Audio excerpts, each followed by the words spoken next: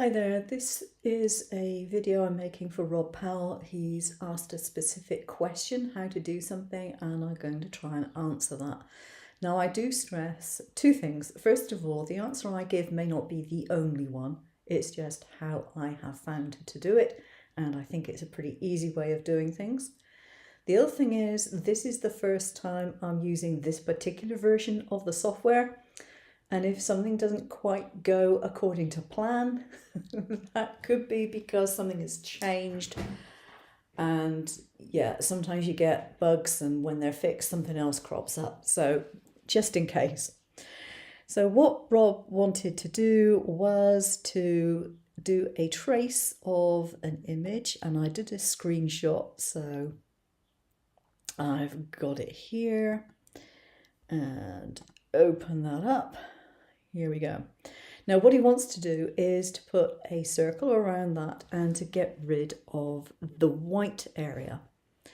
Now normally this isn't a problem, but it is a problem if, like Rob, you want to make a load of stickers, you want to get as many as possible on a sheet. So there are a couple of things that you can do. Now one of them is to crop your image. So you can take it down to the bare minimum, and then you can do a straightforward, get right in close. There we go. You can do a right in close trace there. Make sure you add the image layer if you want to print and cut, and if you only want the outside line, you've got blackout selected. So let's do that. Don't want to continue tracing. And there we go.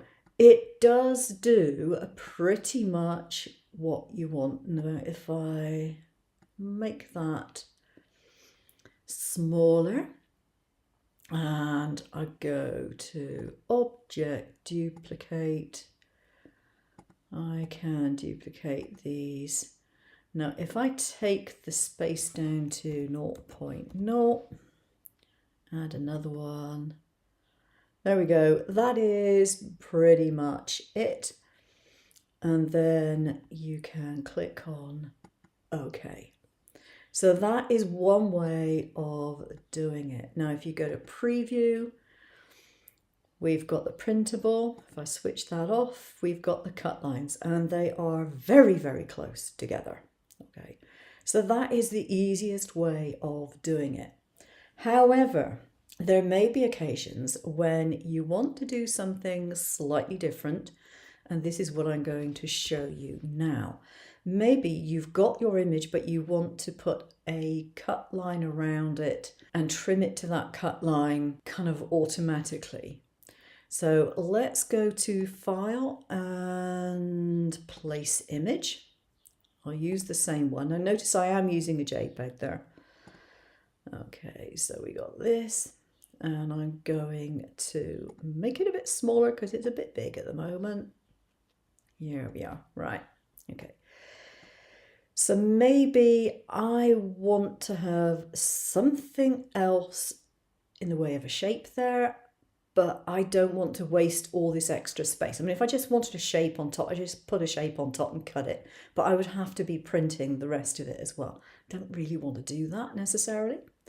So let's go to the library and just have a shape. Okay, we'll go for a cross, why not?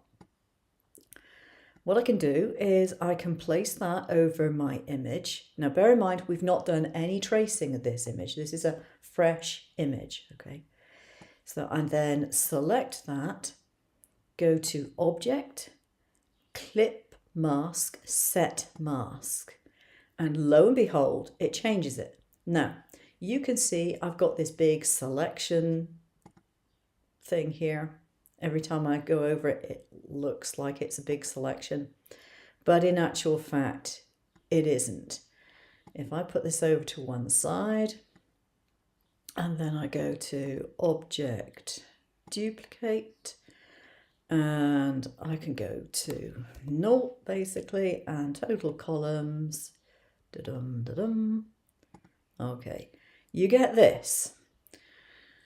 It is still showing this, and I can still put these in whatever way I like and get as many as I like on the page. But if you go to the preview, all I'm getting is the crosses cut out. I'm not getting anything else cut out because I haven't put any other shapes on it.